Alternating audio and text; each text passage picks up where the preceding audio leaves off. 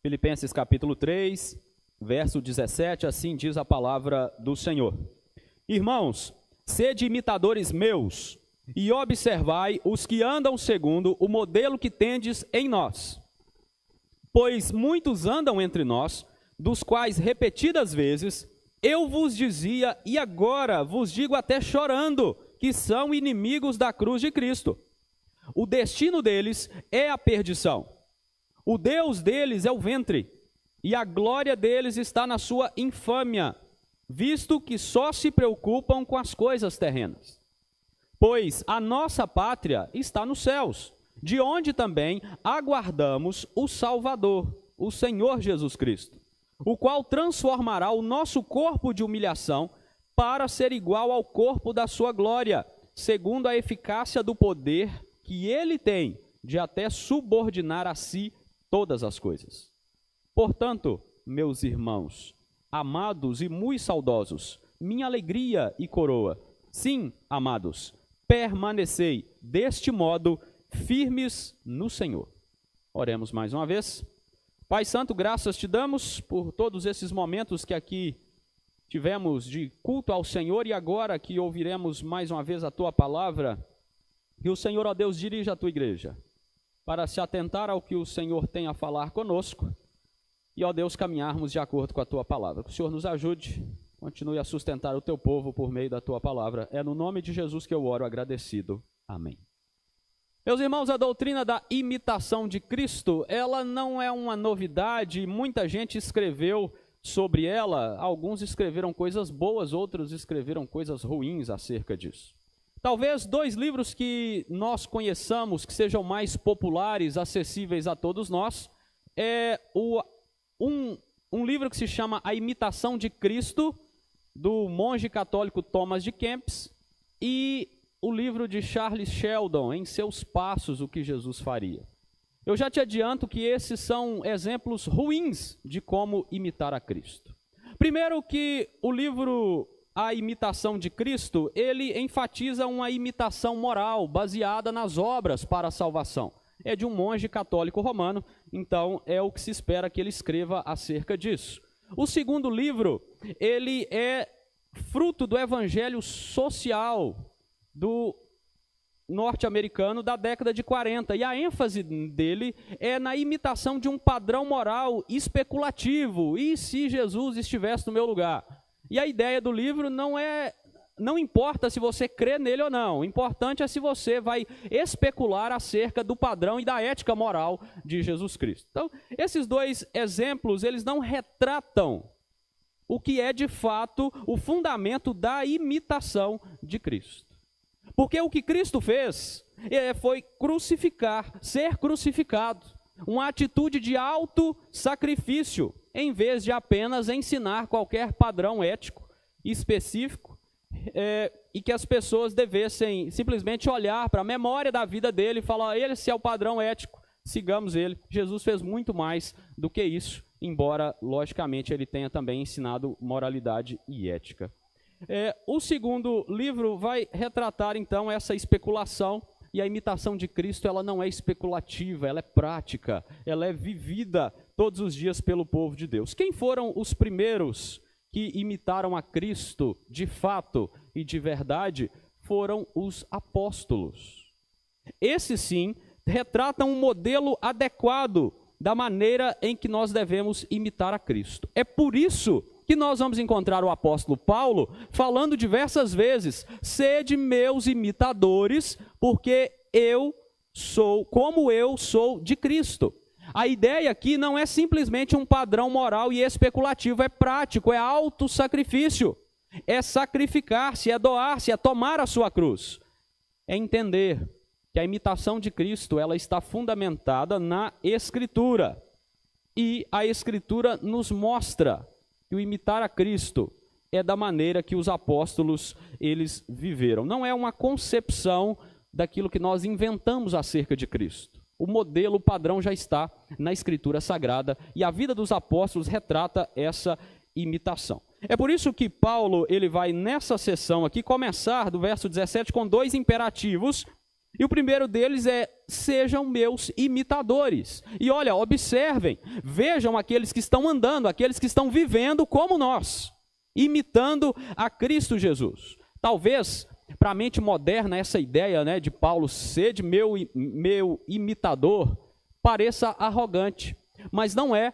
Quando nós entendemos que Paulo, na autoridade dada a ele pelo próprio Cristo como um apóstolo, ele diz isso, é porque ele tem essa prerrogativa. Ele é um modelo testado e aprovado pelo próprio Cristo de como Cristo deve ser imitado. E é por isso que ele começa o verso 17 dizendo: imitem a mim e vamos caminhar assim. E ele vai falar de duas coisas aqui neste texto. No verso 18 e 19, ele vai falar dos inimigos da cruz, aqueles que não imitam a Cristo, aqueles que não andam como Cristo, aqueles que não são crentes. E a partir do verso 20, no verso 20 e 21, ele vai falar dos crentes, aqueles que estavam imitando a Cristo de fato, aqueles que são os da pátria celestial. E no versículo 1 do capítulo 4 é a conclusão dele de todo o assunto. Dessa forma, ele vai chamar a igreja para imitá-lo e, consequentemente, imitar a Cristo. Ele vai chamar a atenção da igreja, que tem um exemplo de como não imitar a Cristo, que é dos inimigos da cruz, e ele vai mostrar como que se deve imitar a Cristo, esperando o seu retorno, na expectativa do lar celestial. E diante disso, eu quero perguntar para você nesta noite, e esse é o tema da nossa mensagem, e é para você pensar nisso durante a exposição, a quem você está imitando. Tem dois grupos aqui, os inimigos da cruz e os da pátria celestial. E nós precisamos pensar como que está o nosso caminho de imitação de Cristo, se ele está mais especulativo ou se ele está prático, a exemplo dos apóstolos. Mas primeiro vamos falar dos inimigos da cruz, e eu espero que ninguém aqui seja inimigo da cruz. Se for, hoje é o dia de você deixar de ser inimigo da cruz. Mas veja bem, quem são esses inimigos que Paulo está falando aqui? Você sabe que no início do capítulo 3, ele falou dos judaizantes. E alguns até acham que ele está repetindo aqui de novo, que são os judaizantes. Mas nós entendemos que não são os judaizantes, aqui é outro grupo. Porque esse grupo ele tem uma relação diferente com a igreja de Filipos. Os judaizantes eram judeus, a igreja de Filipos era majoritariamente de gentios. Mas esses estavam entre nós, como ele diz aqui, está no nosso meio. De quem Paulo está falando aqui, nós classificamos como libertinos. Eram gentios, e provavelmente estavam ou se achegando para a igreja de Filipos, ou até mesmo estava vivendo como membro da igreja de Filipos. Só que, pelo próprio nome, né, já diz, eles estavam preocupados em viver uma vida de libertinagem. Eles não estavam preocupados com a palavra de Deus, com a orientação do Senhor, para um viver de acordo com a vontade do Senhor. Eles estavam preocupados em viver de maneira dissoluta. Já que o Senhor me salvou, já que eu criei no Senhor Jesus, então eu vou viver de qualquer maneira em libertinagem. E era gente que provavelmente estava dentro da igreja, e isso é um perigo. Porque no seio da igreja, você ter pessoas que vivem em libertinagem pode causar um grande estrago, porque ela pode chamar a atenção de outros para viver da mesma maneira. Eles não tinham nenhum padrão bíblico, eles viviam de maneira carnal. Eles viviam na imoralidade de toda a espécie possível, a gente vai ver isso daqui a pouco. E é por isso que Paulo chama atenção. E veja o verso 18, quando ele diz: pois muitos andam entre nós. Eles estão entre nós. E eu repetidas vezes já avisei para vocês, e agora Paulo estava preso, lembrem-se. E ele diz: agora eu estou avisando, mas agora eu estou chorando. Porque é um perigo essas pessoas dentro da igreja. Paulo está distante da igreja. Ele está preso. E este homem que escreve uma carta que é conhecida como a Carta da Alegria, ele dá uma pausa para chorar, para lamentar, por causa dos inimigos da cruz que estavam rodeando ou estavam dentro da própria igreja. E estavam no meio do povo de Deus. Isso é motivo de lamento, de choro. É nocivo para a saúde da igreja, quando falsos crentes estão no meio dela. quando falsos mestres estão no meio dela, quando tem gente vivendo em libertinagem, em prazeres carnais. Isso adoece a igreja, isso prejudica a igreja, porque eles não temem ao Senhor. Eles não olham para o céu, eles não estão preocupados com a pátria celestial. O lema deles, o moto de vida deles é o carpe diem, é viver aqui e agora. É o que importa para os libertinos, era o que importava para estes libertinos. Por isso que Paulo está chorando. Ele está comovido, porque ele não pode nem estar lá com a igreja de Filipos para repelir esses libertinos. Mas ele lembra a igreja mais uma vez, que eles estão lá. E eles são totalmente diferentes dos amigos da cruz, dos crentes. Porque os crentes, eles seguem a Jesus, eles imitam a Jesus em abnegação, em autossacrifício, eles mortificam os prazeres da carne, eles buscam viver para o Senhor, eles não amam ao mundo, eles amam ao Senhor. Cristo vive neles. Os inimigos da cruz não, eles rejeitam a cruz, eles são inimigos. Eles não querem nada relacionado ao Senhor, eles não vivem a liberdade em Cristo, eles vivem a libertinagem. E Paulo então mostra que eles amam as coisas dessa vida. E no verso 19 ele vai dizer, o fim deles é a perdição. E a perdição aqui é uma sentença que expressa um prejuízo que não tem como ser recuperado. O que Paulo está dizendo é o seguinte, a perdição deles é eterna, é inferno eterno. Não tem jeito para eles. Se eles continuarem na libertinagem, não tem como reparar o dano para essas pessoas.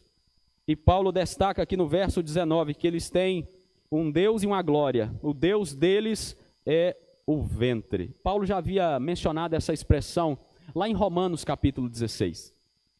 E lá em Romanos 16, ele fala de pessoas que provocavam divisões e escândalos na igreja. E ele fala assim, olha só, esses tais não servem a Cristo, e sim a seu próprio ventre. O ventre, o estômago, né? Para os gregos era conhecido como a sede das emoções. Tá? Sabe aquele frio na barriga que a gente fala? Aquelas borboletas no estômago? É isso, é a sede das emoções para o pensamento grego. Então, o Deus deles é o ventre. O Deus deles é o desejo deles. São eles mesmos. É aquilo que eles querem, de satisfação de prazeres carnais, de apetites desenfreados. É aquilo que envolve os seus prazeres. É isso que eles cultuam. É a isso que eles adoram. Essa semana eu vi uma postagem no Instagram. E o título dizia assim, alguns jovens devem ter visto também. O ateísmo nunca foi uma ameaça. E aí a explicação da postagem é que o politeísmo sempre foi uma ameaça. Por quê? O mercado dos deuses é variado. E até o ateu tem o seu sistema de crenças. Então aquele que é inimigo da cruz, ele vai criando deuses para si. Neste caso aqui são seus desejos desenfreados. E esse Deus vai alimentando ele e ele vai continuar assim, mesmo estando no meio do povo de Deus. Mesmo estando no meio da igreja. Porque esse Deus tem sido alimentado por eles. Eles são inimigos da cruz. E no verso 19, veja aí, e a glória deles é a sua infâmia. A infâmia, atos vergonhosos.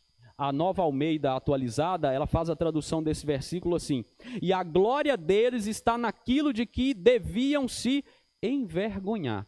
Pense aqui em qualquer coisa vergonhosa para um cristão. Tá? Qualquer coisa, não só na área sexual, de imoralidade sexual. Qualquer coisa. Eles deveriam ter vergonha disso. Mas é nisso que eles se gloriam. É isso que eles gostam. É isso que enche o coração deles. E aí nós podemos pegar emprestado algumas listas que Paulo retrata esse viver, essas obras da carne dos inimigos da cruz. A impureza, as paixões desordenadas, os maus desejos, a avareza, a ira, a blasfêmia, a conversação torpe, qualquer coisa. Eles deveriam, na verdade, ter vergonha. E eles estavam, era gostando. Era glória para eles. Isso é muito antagônico ao que Paulo fala, que é de fato a glória do crente. Aos Gálatas ele disse assim, mas longe de mim gloriar-me, senão na cruz de Cristo, pelo qual o mundo está crucificado para mim e eu para o mundo. Qual que é o fundamento da idolatria e glória dos inimigos da cruz? As coisas terrenas. é o que ele diz ainda no verso 19. Visto que só se preocupam com as coisas terrenas. Aí está o fundamento deles. E preocupar aqui é igual a pensar. Só que o pensar aqui, este verbo, não é simplesmente pensar sem nenhum propósito, pensar apenas intelectualmente. Pensar aqui denota a qualidade de pensar intelectualmente e espiritualmente. Eles estão envolvidos espiritualmente com as coisas deste mundo. Eles amam essas coisas, eles adoram essas coisas. Eles não têm preocupação nenhuma com a pátria celestial. Eles só querem aqui e agora, e esses são os seus deuses. E é isso que eles adoram, que eles glorificam. Coisas terrenas. Eles não olham para o céu. Seus tesouros, seus deuses, sua riqueza estão aqui. Só naquilo que os olhos deles podem ver. E aí nós compreendemos por que no verso 17 Paulo começa dizendo: sede meus imitadores, como eu. Aqui ele não fala como eu sou de Cristo, né? Em outro lugar ele fala. Isso é um alerta para a igreja de Filipos. E Paulo destaca: gente, eu estou chorando, essa carta é para ser a carta da alegria, mas eu vou precisar parar e chorar por causa destes inimigos da cruz, que talvez estavam até tentando levar alguns crentes para longe dos caminhos do Senhor. E esse alerta é: cuidado com eles, eles não são crentes, não andem com eles, não imitem eles, que eles não sejam exemplo para vocês. E a pergunta é: você acha que não tem inimigo da cruz rodeando ou até dentro da igreja hoje? Claro que tem, com certeza tem. Então você não deve se associar com eles, não segui-los, não imitá-los. Tome cuidado. Tome cuidado com os inimigos da cruz. E é interessante que hoje em dia, né, você sabe que a moda é seguir lá no Instagram, no TikTok, quem é mais famoso, né? E isso é para tudo, inclusive para a vida cristã. Mas qual que é o perigo disso? Nem sempre quem você está seguindo lá, que tem mais curtidas, mais seguidores, é crente de verdade. Pode ser um inimigo da cruz. E você está gostando, está curtindo tudo que ele está colocando lá. E o referencial passa a ser esta pessoa, que talvez é um inimigo da cruz. A gente precisa sempre voltar para a Escritura, irmãos. O referencial é sempre a Escritura. E a Escritura nos mostra que os apóstolos eram um modelo de imitação de Cristo. É por isso que, mais uma vez, eu repito que Paulo dizia: imitem a mim, porque eu sou um referencial de crente que imita a Cristo. Aí outra coisa, nós gostamos de novidade, né? Novidade é bom, mas nem sempre é bom. Tem novidade que é ruim, e a gente precisa tomar cuidado com isso. Tem coisas que não são novidades, e a gente às vezes se esquece delas. O que não é novidade é que nós devemos, como crentes, imitar a Cristo. Todos os dias. Buscar isso para a nossa vida. E o que não é novidade também é que já tem mais de 2000 anos que os inimigos da cruz estão por aí, em torno da igreja. E nós devemos tomar cuidado com eles. Já é um caminho pavimentado. E a gente precisa se atentar para essas coisas, entendendo aquilo que o Senhor Jesus Cristo nos instrui na sua palavra, para que assim nós vivamos, imitando a Cristo e tomando cuidado para repelirmos os inimigos da cruz e para não nos parecermos com eles. Agora, em segundo lugar, Paulo vai tratar então dos da pátria celestial, aqueles que de fato são crentes e que nós, pela graça de Deus, fazemos parte, a partir do verso 20. Ele fala assim: olha, esse pessoal aí é o inimigo da cruz, são os inimigos da cruz, eles vivem para as coisas terrenas, mas nós não.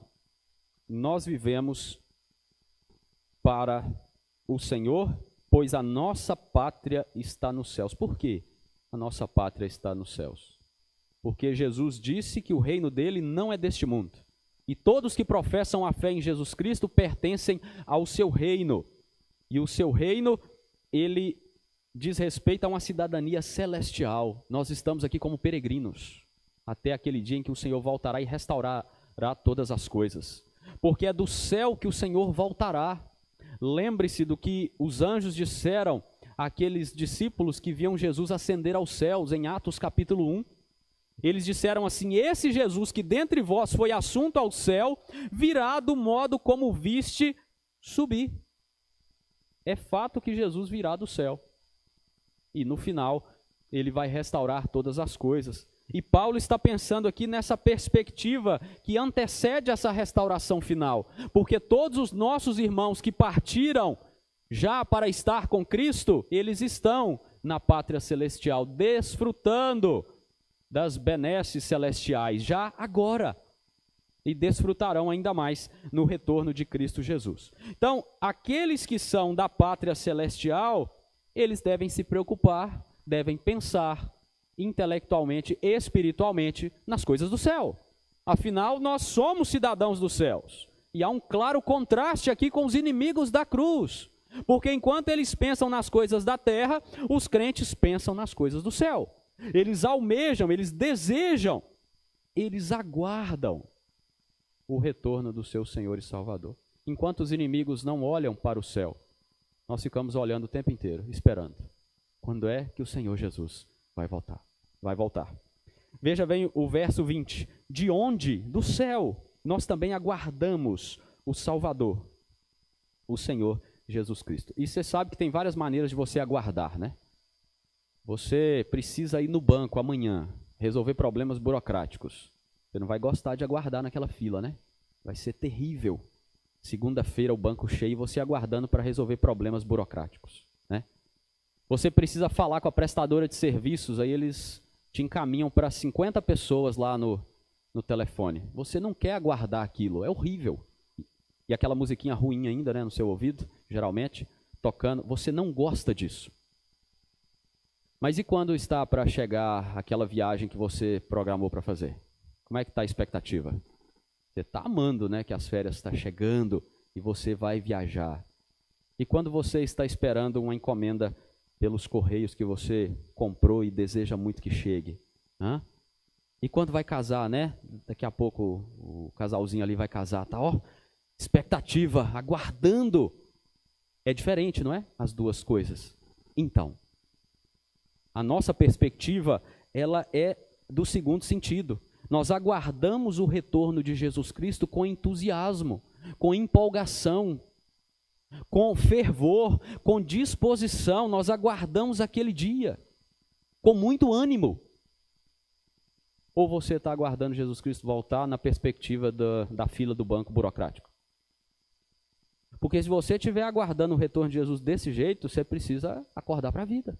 Vigiar, porque tem um negócio errado com você. Não está certo, crentes, cidadãos dos céus, aguardar Jesus Cristo naquela moleza toda. Não, é com ânimo, é com disposição, é levantando todo dia, irmãos, e clamando: Maranata, vem Senhor Jesus, eu não aguento mais. A ausência do Senhor aqui conosco, a restauração final, a vitória definitiva sobre o pecado, sobre o diabo. Eu não aguento mais não estar com os meus que já estão na glória celestial com o Senhor. Eu quero estar com o Senhor face a face.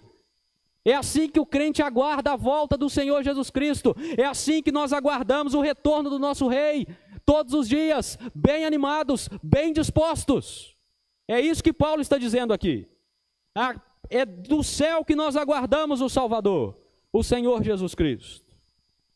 E Paulo, ele disse aos romanos que até a criação está aguardando com expectativa o dia da nossa redenção. Até a criação está em ardente expectativa pela restauração final, quando o nosso Senhor Jesus Cristo voltar e restaurar todas as coisas. E aí vai o crente e vai falar que não está fervorosamente aguardando o retorno de Jesus e é crente. Pense nisso. Paulo disse aos coríntios: se a nossa esperança em Cristo se limita apenas a esta vida, somos os mais infelizes de todos os homens. É por isso que nós não somos os mais infelizes, nós somos felizes, porque a nós aguardamos mais do que esta vida. Agora veja o verso 21, ele fala mais bênçãos para aqueles que são da pátria celestial, o qual transformará o nosso corpo de humilhação para ser igual ao corpo da sua glória, segundo a eficácia do poder que ele tem de até subordinar a si todas as coisas. Isso aqui é muito interessante, porque a nossa vida está intimamente conectada com a vida de Cristo Jesus. Quando Cristo Jesus veio, assim que Jesus encarna, ele entra num estado de humilhação. Paulo fala isso em Filipenses 2, 5 a 8 ali, ilustra, né? Porque ele é Deus, ele encarna, ele é um bebê agora, ele tem que mamar, tem que trocar a fralda dele. Ele depende das pessoas, mas ele é Deus, o Senhor de todo o universo. Então ele já entra em estado de humilhação quando ele encarna. E Jesus Cristo sofre todo tipo de humilhação, você sabe, até a morte de cruz. O pior instrumento de humilhação para alguém daquela época morrer era a morte de cruz. Fora tudo que ele sofreu ali na mão dos judeus e dos romanos. Mas Jesus Cristo, após a sua ressurreição, ele entra no estado de glorificação. Porque ele vence a morte, ele tem um corpo glorificado, é aquele corpo que atravessa as paredes, é aquele corpo que ele diz, toca aqui Tomé, está vendo as marcas da crucificação? É um corpo diferente. E a semelhança do corpo glorificado de Jesus Cristo, os crentes também terão um corpo glorificado na ressurreição final. Porque ele garantiu a nossa ressurreição. E ele garantiu um corpo glorificado para nós, transformado. Com continuidade e descontinuidade deste corpo, não sabemos exatamente como será. Mas nós sabemos que agora nós vivemos o estado de humilhação. Obviamente que não igual a Cristo. Cristo não tinha pecado, nós temos. Mas nós vivemos o estado de humilhação agora. Mas aqueles que são da pátria celestial viverão o estado de glorificação com Cristo. E nós aguardamos a volta dele, porque é nesse dia final, na ressurreição final, que ele vai transformar este nosso corpo de humilhação para ser igual ao corpo da sua glória. Há um tratado sobre isso, na primeira carta de Paulo aos Coríntios, capítulo 15. Eu vou ler só alguns versículos aqui, depois você pode ler em casa todo o capítulo 15. Ele diz assim: mas transformados seremos todos num abrir e fechar de olhos, ao ressoar da última trombeta. A trombeta soará, os mortos ressuscitarão incorruptíveis e nós seremos transformados. A ideia, o pensamento de que eles estariam vivos ainda na volta de Jesus. Porque é necessário que este corpo corruptível se revista da incorruptibilidade e que o corpo mortal se revista da imortalidade.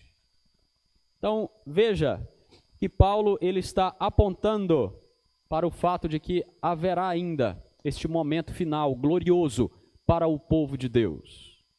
E ele está dizendo, volta lá aos Filipenses, ele está dizendo, quem vai fazer isso é Jesus, porque a eficácia do poder dele, ele tem para sujeitar todas as coisas.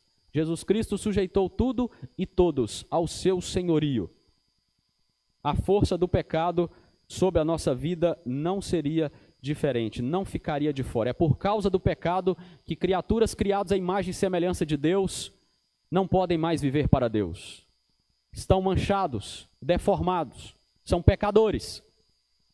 Mas Cristo Jesus, na pessoa e na obra dele, ele vai restaurando essa imagem nos crentes até aquele dia em que nós teremos uma transformação total, num corpo de glória. E assim nós entraremos no reino do Senhor para todo sempre. Isso por causa do seu poder.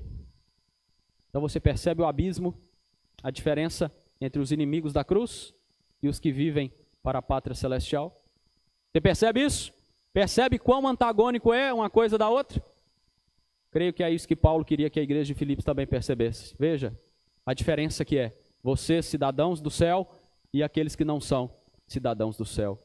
São os inimigos da cruz. Eu quero concluir exatamente com a conclusão de Paulo, no capítulo 4, porque ele diz assim, portanto, meus irmãos amados e muito saudosos, aí ele volta ao tema da alegria, fala, minha alegria, vocês são minha alegria. Os inimigos da cruz não, eles me fazem chorar. Mas vocês não, vocês são a minha alegria, irmãos, amados. E aí Paulo fala, permaneçam deste modo, firmes no Senhor. Sabe por que o Paulo dá esse conselho aqui? Porque ele sabe que os crentes de Filipos são crentes mesmo, mas eles precisam tomar cuidado. Eles precisam vigiar e orar para que não caiam. para que não se assemelhem aos inimigos da cruz. A igreja de Filipos passava por perseguição, judaizantes, libertinos, coisas de toda estirpe, o próprio coração enganoso de cada um. Eles tinham vários desafios e Paulo diz: permaneçam firmes. Permanecer é importante, irmãos. É importante começar bem e é importante terminar bem a caminhada da vida cristã. Permanecer no Senhor é estar atentos aos inimigos da cruz, é estar atento e viver com os olhos fitos no céu, esperando a volta do Senhor Jesus Cristo com muito ânimo, com muita disposição. É importante que tomem cuidado com os inimigos da cruz e tome cuidado para que você não se assemelhe ao inimigo da cruz. Há uma exortação embutida aqui de Paulo: examine a sua vida, igreja de Filipos. Examine a sua vida, meu irmão. Como é que você está se portando, como um libertino ou como alguém da pátria celestial? É para a gente pensar, é para a gente examinar a nossa vida. As exortações são válidas para nós hoje. Então não imite aquele que é inimigo, mas imite aqueles que são de fato crentes no Senhor Jesus. Tenha uma postura de cidadão dos céus, do reino dos céus. Imite a caminhada daqueles que já chegaram lá, como os apóstolos estão aqui na Escritura. Certamente Deus continuará a sustentar a sua vida. Certamente Deus continuará a guardar a sua vida. Assim que Paulo desejava para a igreja de Filipos, e certamente é isso que o Senhor deseja para a igreja dele hoje. Que assim o Senhor continue a guardar-nos, a livrar-nos dos inimigos da cruz e a livrar-nos de sermos parecidos com eles. Mas que sejamos, de fato, cidadãos da pátria celestial, aguardando a volta do nosso Senhor. Amém.